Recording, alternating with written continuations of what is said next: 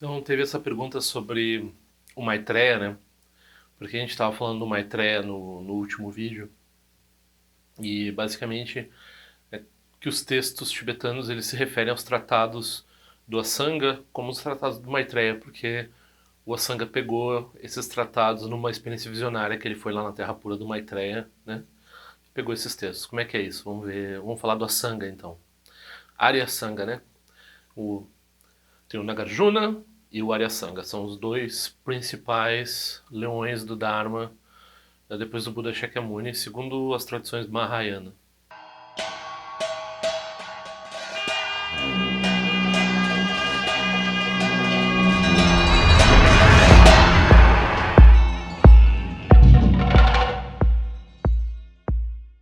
Então, a história de Asanga é que no século IV depois de Cristo, depois que o Nagarjuna já tinha passado e tudo essa situação, o budismo estava em declínio na região em que vivia a mãe do Asanga. E ela via os eruditos budistas, a eloquência deles, e ela sabia, ela tinha uma noção de que ela não ia conseguir estudar e não ia conseguir, né? Um mundo machista, a mulher não ia conseguir estudar, não ia conseguir. Daí ela pensou, mas eu tenho um jeito de gerar mérito. Ela era uma monja, né? E ela pensou, eu posso fazer uma coisa que nenhum desses eruditos pode fazer. Eu posso ter filhos e aspirar e fazer com que meus filhos se tornem eruditos budistas. E foi o que ela fez. Ela teve, ela deixou de ser monja, teve 3 relacionamentos com 3 homens diferentes. O mais velho foi o Asanga, que se tornou um dos maiores expoentes da erudição no budismo. E o filho mais jovem foi o Vasubandhu, que se tornou um dos principais alunos do Asanga. Se converteu. Primeiro ele estudou bastante a tradição Abhidharma Shravakayana e não era Mahayanista, né? Se converteu ao Mahayana posteriormente. A história conta que o Asanga estava fazendo um retiro longo e ele passou 6 anos fazendo prática da sadhana de Maitreya. No Vajrayana, quando a gente faz prática de sadhana, quer dizer que a gente tenta reconhecer a nossa natureza de Buda como sendo a natureza de Buda de uma figura específica, né? Então, a Guru Yoga dele era com essa figura do Buda, do futuro Buda, né? O Bodhisattva que ia se tornar o Buda agora depois do Buda Shakyamuni, daqui a um tempo, quando o budismo não existe mais. Então ele queria ter essa conexão, assim, queria encontrar essa pessoa. Tem vários níveis de prática do Vajrayana, a gente não sabe qual era a sadhana que ele fazia, né? Mas ele queria ter essa experiência de receber ensinamentos desse professor, de ter essa Guru Yoga com esse Buda do futuro. E ele fez prática por 6 anos, não obteve nenhum sonho, nenhuma nada, nenhuma experiência positiva, só prática que não leva a lugar nenhum, sem sinais. Prática dele sem sinais, sem sinal nenhum, né? Aí ele saiu, desistiu do retiro, saiu e encontrou um senhor que estava com uma seda, uma echarpe de seda, tipo um katá, né, que a gente usa no budismo tibetano, tava esfregando uma bigorna, assim, com aquilo, um pedação de metal, e disse assim, eu tô fazendo uma agulha. E aí ele, se, né, mais ou menos assim, se as pessoas no mundo, para conseguir coisas absurdas, elas passam tanto esforço, coisas absurdas que não levam a lugar nenhum, não trazem nenhuma felicidade, por que no Dharma a gente não vai botar esforço, né? Então ele voltou para o retiro. Aí meditou mais 3 anos na sadhana do Maitreya, nenhum sinal, nada. Não, a prática dele era só prática, não tinha nenhuma visão, nenhum sonho, nenhum sinal, nenhuma circunstância auspiciosa, nenhum encorajamento, era só disciplina de sentar e sei lá o que ele fazia, se ele recitava o mantra do Maitreya, a liturgia do Maitreya, qual era a prática exatamente que ele fazia, né? Se ele só meditava na forma do Maitreya. Novamente ele sai, daí dessa vez ele encontra um cara do lado de uma pedra enorme, assim, com uma pena, né? E daí ele tava ali cavocando com essa pena num penhasco, assim, era E o Maitreya pergunta: o que você está fazendo? Você está fazendo sombra aqui na minha casa, eu estou tirando essa pedra aqui. Então essa história assim do exagero, né? Mas é bem para exemplificar o Shantideva, que é outra dessas figuras ah, desse calibre, né? Principalmente na tradição Nyingma, eu acho que o Shantideva vem logo depois do Asanga nessa lista. Nagarjuna, Asanga, Shantideva. É dessa estatura, assim, né? Então a gente deve dizer que se a gente colocar 1% do esforço que a gente coloca usualmente no mundo para as coisas do mundo, se a gente colocar na direção do Dharma, a gente se ilumina muito rápido. Porque a gente bota muita energia em coisas que não rendem nada, que são só impermanentes, que não vão frutificar de forma nenhuma de verdade, infelicidade, nem mesmo temporária para nós às vezes. Enfim, então o Asanga meio que se deu conta disso, voltou para a caverna, meditou mais 3 anos. Aí completou 12 anos de prática, nenhum sinal, nada. A prática dele era só disciplina de prática, não via Maitreya nenhum, não ouvia Maitreya, não sonhava com Maitreya, não existia. Aí ele saiu e encontrou uma cachorra furiosa, assim, que a gente não conseguia se aproximar dela, que ela estava sempre querendo morder. E ela estava toda comida, as pernas dela, comida de vermes, né? Então o Asanga ele olhou para aquilo e pensou: o que, que eu faço, né? Essa cachorra furiosa, mas ele sentiu compaixão. Daí ele primeiro cortou, né? Tem que ter um aviso assim: não façam isso em casa, né? Ele cortou um pedaço da coxa, assim, da própria coxa dele, né? E ofereceu como alimento para o cachorro. Depois ele pensou: como é que eu ajudo ela, né? E se eu tirar esses vermes daqui, eu vou prejudicar eles também, né? Então, se eu pegar uma vareta, uma coisa assim, eu vou acabar matando esses vermes. Aí ele, acho que eu tenho uma solução. Eu já contei essa história, né, no outro vídeo, quem já ouviu eu falando, é importante ouvir de novo, né? Eu mesmo ouvi várias vezes contar essa história. Então, aí ele cortou outro pedaço dele mesmo, assim, porque ele pensou: eu vou tirar os vermes, daí eu vou botar nesse pedaço de carne para eles viverem, né, os vermes. E como é que ele resolveu tirar? Com a própria boca? Porque ele pensou: com a minha boca eu não vou machucar eles e eu vou conseguir retirar eles da ferida da cachorra, né? Então, com esse tipo de 12 anos de retiro, daí dá pra ter esse tipo de compaixão, assim. Aí, se o pessoal fala de budismo engajado aí, né? Acho que o Asanga era bem engajado. Aí ele começou a se aproximar do cachorro e tocou o chão, né? Não tinha mais cachorro, assim, tipo, ele fechou os olhos porque ele ainda tinha um pouco de nojo, né? Tinha um apego a características ainda. Aí Aí ele abriu os olhos, estava lá, o Maitreya, finalmente, né? Encontrou o cara. E o primeiro pensamento que ele teve é: pô, cara, cara, eu passo todo esse tempo praticando, tu não aparece, tu não dá as caras, né? Mas porque o Maitreya explica que ele tinha um obscurecimento, que essa atitude compassiva dele finalmente foi capaz de quebrar o obscurecimento que ele tinha, o obscurecimento de não reconhecer. Que o Maitreya estava sempre ali, né? Ele não conseguia ver o Maitreya porque ele não tinha passado essa barreira da compaixão ainda. Então, aí o Maitreya conta, o fim da história é mais ou menos o fim da história. Conta que ele põe o Maitreya, né, na garupa e vai para a cidade. E ninguém vê o Maitreya, ninguém vê nada, na verdade. Tem uma pessoa que tem uma visão muito pura, né? Então isso é importante até quando a gente está falando na Yogacara, esses tipos de ensinamento. É uma pessoa que tem uma visão muito pura que vê uma cadáver de uma cadela nos ombros do Asanga. E o Maitreya leva ele para a terra pura de Tushita, para a terra pura do Maitreya, e lá na terra pura do Maitreya, o nosso amigo Asanga ele recebe os 5 tratados, né, que são os tratados que tornaram ele famoso. Então por isso que a pessoa me chamou a atenção, porque eu estava falando de um tratado do Maitreya, e, eu, né, foi trazido pelo Asanga da Terra Pura do Maitreya, né? Então esses 5 tratados são o ornamento dos sutras do Mahayana, que é o Mahayana Sutra Alankara, o contínuo sublime, que é o Mahayana Notara Tantra Shastra Ratanagotra Vibhaga, que é mais conhecido como Uttara Tantra, né? Distinguindo o meio dos extremos, que é o Madhyanta Vibhaga, e distinguindo os fenômenos e a talidade, que é o Dharmata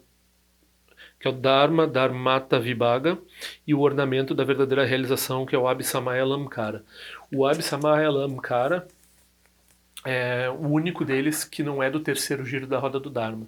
Então o Abhisamaya Lamkara é um comentário do Prajnaparamita, então está lidando com vacuidade, é do mesmo tipo de ensinamento do Nagarjuna.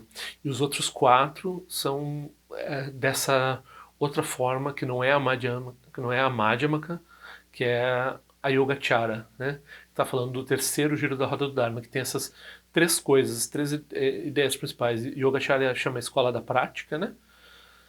Chittamatra, mente apenas, porque algumas vezes eu nesse canal estou usando a palavra idealismo, depois no final do vídeo eu vou falar mais sobre como isso se aplica, se isso não se aplica. E também Tathagata Garbha, que é natureza de Buda, ou essência de Buda, né? Então,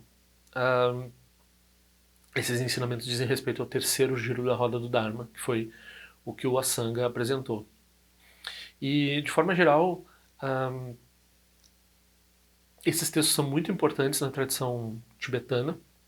Eles são importantes também para as tradições Yogacara da extrema Ásia, né?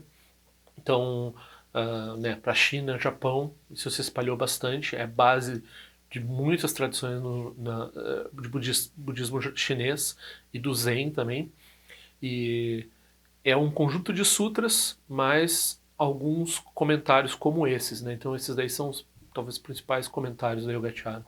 E essa tradição, a Yogacara, ela é muito influente também dentro do Tibete desde o início. Então quando o budismo entrou no Tibete para valer, um dos principais tradutores e o Khenpo principal, né, o erudito principal, era o Khenpo Shantarakshita. Shantarakshita era um proponente do que chama Yogacara Madhyamaka. Então ele unia o caminho do meio com a Yogacara. Essa contraposição, ela é um pouco realmente dialética. Então, às vezes o que falta na Madhyamaka é introduzido pela Yogacara e vice-versa. Então, mesmo no treinamento monástico, assim, quando eles vão estudar a fundo o budismo por 20 anos, eles começam estabelecendo a Madhyamaka para o monge não cair nos extremos do eternalismo e do niilismo. Então, estuda bastante vacuidade e daí apresenta Tathagata Garbha, né, a natureza de Buda, terceiro giro da roda do Dharma, de acordo com os ensinamentos de Asanga. Por que que isso é assim? Porque se não tivesse a preparação com o estudo do Madhyamaka antes, a tendência da pessoa ouvir os ensinamentos do Tathagata Garbha e transformar isso numa espécie de essência, alma, Deus, assim por diante. Então a pessoa começa a deificar isso. Então tem esse cuidado, né, na apresentação dos ensinamentos. Existem algumas formas dentro do budismo tibetano que vão dizer que tem uma relação de superioridade e inferioridade entre as duas tradições, né? Geralmente a superior seria a do Asanga, mas algumas vezes existem alguns eruditos tibetanos que vão dizer que a visão do Arya Nagarjuna é superior. E de forma geral, o que é estabelecido pela linguagem é que a Madhyamaka é a forma superior de estabelecer os ensinamentos. Depois, mas a forma superior de lidar com a prática, né? Isso é um pouco a compatibilidade que se faz principalmente na tradição Nyingma, para lidar com a prática, com a meditação, com o que acontece com a pessoa quando ela está praticando.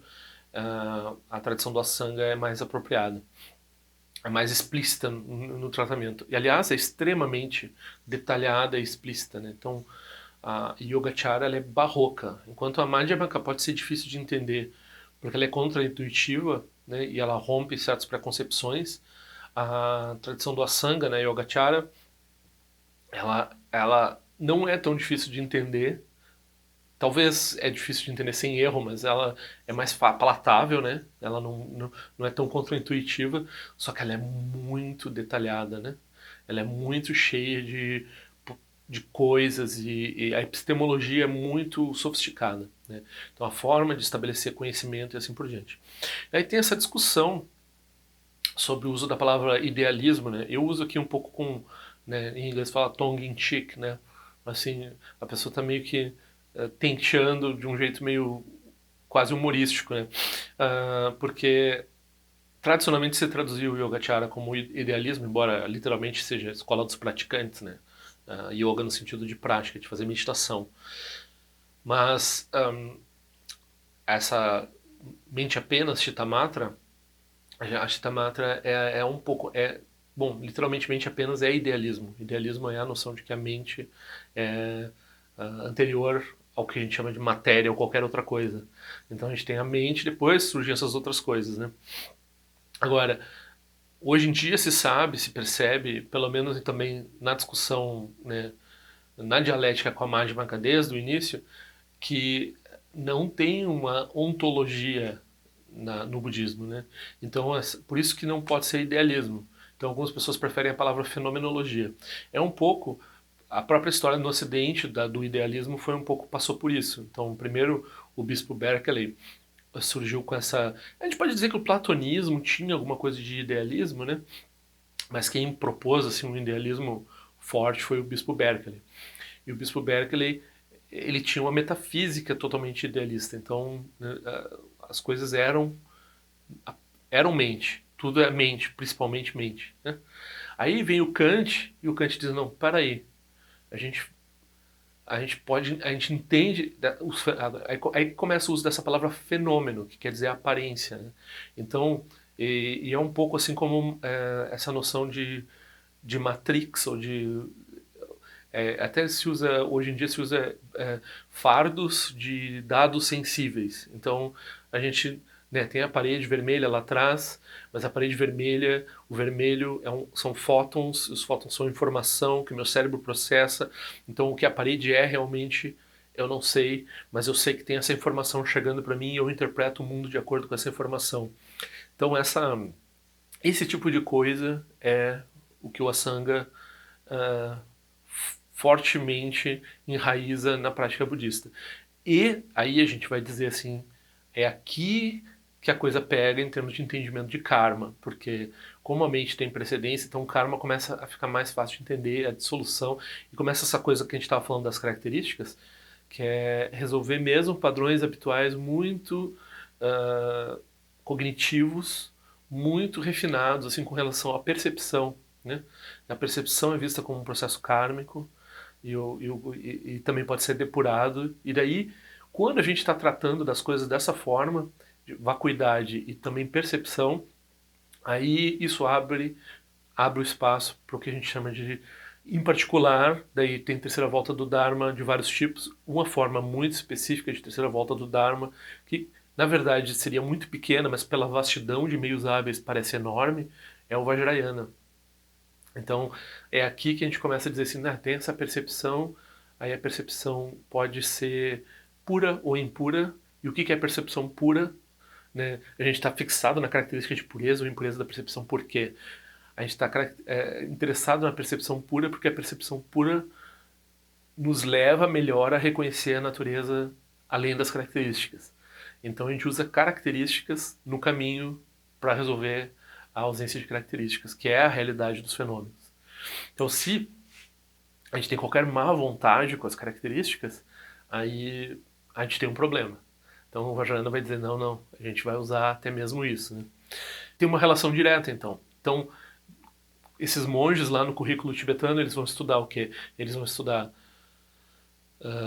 aprender a ler, escrever, lógica, vão aprender, né, rudimentos, assim. E daí eles vão... A primeira coisa que eles vão aprender que é budismo sério, assim, é o caminho do meio, Madhyamaka. Aí quando eles forem além dos extremos, estabelecendo a visão para saber o que é tomar refúgio no sentido intelectual, né? Entender o que é vacuidade. Aí quando eles estão livres, de certa forma, de cair nesses extremos, aí é apresentada a noção de natureza de Buda e essas noções sutis, né? Aí fala oito consciências, esse pessoal de oito consciências, esse pessoal de Alaya Vijnana, e assim por diante. Isso tudo está dentro da Yogacara, está dentro dos ensinamentos aí ligados ao Asanga, né?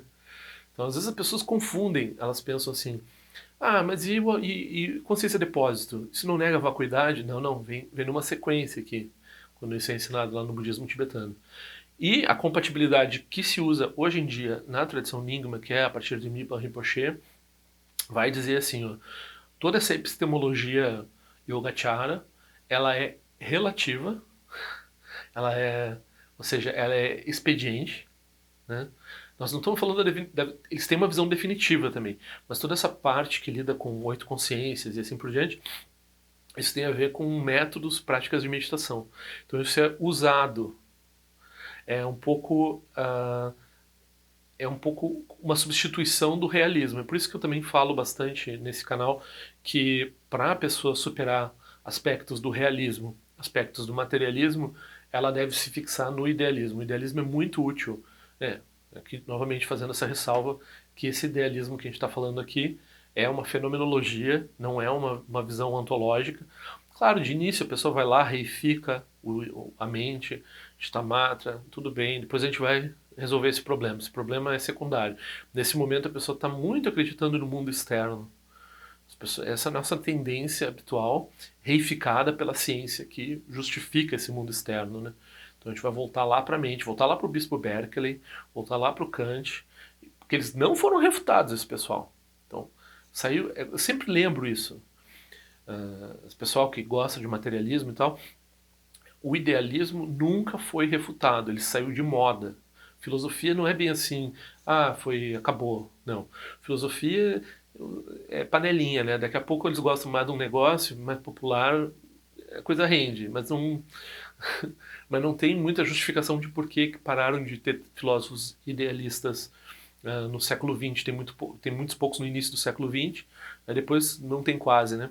Então, o fenomenologia seria o Husserl e o Merleau-Ponty, né? Algumas pessoas dizem que é parecido com o que a Yogacara faz. E também, né, eles são do século XX. Quando a gente está falando na cachorra, a cachorra ser uma Maitreya, isso tem a ver com essa flexibilidade na percepção.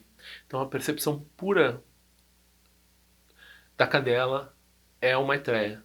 Então a cadela é uma Maitreya e o Asanga, eles são, a gente acaba com esse dualismo, né? Então a gente não tem um dualismo. A experiência de terra pura dele foi produzida pela compaixão dele, pela prática dele. A experiência de expectativa dele com relação a resultados na prática também, né, ela só se confirmou quando ele se abriu ao mundo fenomênico, se abriu a uma situação que aconteceu na frente dele. Então, o pessoal fala de budismo engajado, olha o que é o engajamento do Asanga. Né? Qual de nós seria capaz de fazer isso por um animal? A gente gosta bastante das pessoas que cuidam de animais, mas a gente sabe que elas, por qualquer coisinha aí, elas estão praticando eutanásia. Aqui a gente vê o que é bodhicitta, né? A gente vê o que abriu, que porta isso abriu para o budismo, porque é dessa experiência de meditação dele, no fim do retiro dele, que brotam esses tratados, né? Então, é aí que ele viu, né, na mentalidade, assim, usual, o cara conheceu um cara muito especial, foi para um lugar muito especial e recebeu esses textos super especiais, tá certo? É um jeito de ver. Agora, o que a Yogacara vai nos ensinar é que isso está muito mais ligado a uma transformação de percepção do que. E daí, quem conhece um pouco do que é visualização de deidades, do que é o Vajrayana, com base nisso, né, entendimento de vacuidade e entendimento da plasticidade e de como a gente pode usar a cadeia interdependente, usar as características de forma a apontar o que está além das características e além da cadeia dependente. A gente vai produzir uma forma por liberdade, porque nenhuma forma é realmente estabelecida em lugar nenhum, né? Então tem uma liberdade totalmente completa de produzir uma forma. É quando a gente começa a exercer essa liberdade completa de produzir esse mundo puro, que é a nossa prática de sadhana e assim por diante, aí a gente tem a possibilidade de reconhecer as coisas profundas, o que está além das aparências, né? Além das aparências é até tá nas aparências. A vacuidade e as aparências são a mesma coisa. Então não tem nenhuma má vontade com características com aparências, né? Então eu acho que era isso, a posição do Maitreya, a Sangha Maitreya desse par, dessa dupla, né? A gente pode botar aí a nossa amiga cachorra cheia de vermes aí. E a mãe do Asanga também. Todo mundo nessa história aí tá meio conectado. E o Vasubando também, a gente não vai esquecer do Vasubando, ele é muito importante também. Para contextualizar do que eu estava falando no outro vídeo, né? Quando eu estava usando um texto tibetano do século de uns 200 anos atrás, então falava dos Tratados de Maitreya. Os Tratados de Maitreya são esses 5 textos que eu falei no início do vídeo. Queria dizer que eu já recebi algumas oferendas, então tá faltando ainda R$ 2.800. Quem quiser contribuir, por favor. Eu com certeza vou fazer esse retiro de um jeito ou de outro, né? Mas é só uma questão de saber se eu vou ano que vem ficar que nem esse ano, sem conseguir fazer nada mais, né? Porque tá ainda tentando reconstituir as contas que eu fiz no início do ano no outro retiro. Então, muito obrigado.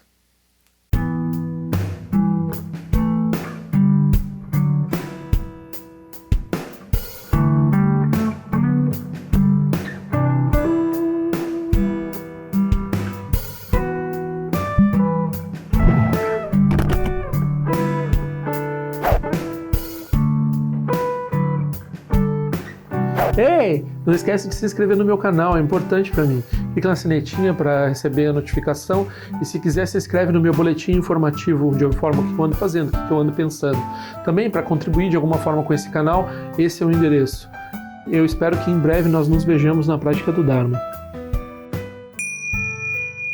Ao longo de minhas muitas vidas e até este momento, todas as virtudes que tenho alcançado, inclusive o mérito gerado por esta prática e todas as que vier a conseguir, ofereço para o bem-estar dos seres sencientes. Possam a doença, a guerra, a fome e o sofrimento diminuir para todos os seres, enquanto sua sabedoria e compaixão aumentam nesta e em vidas futuras. Possa eu claramente perceber todas as experiências como sendo tão insubstanciais como o tecido do sonho durante a noite e imediatamente despertar para perceber a manifestação de sabedoria pura no surgir de cada fenômeno. Possa eu rapidamente alcançar a iluminação para trabalhar sem cessar pela liberação de todos os seres.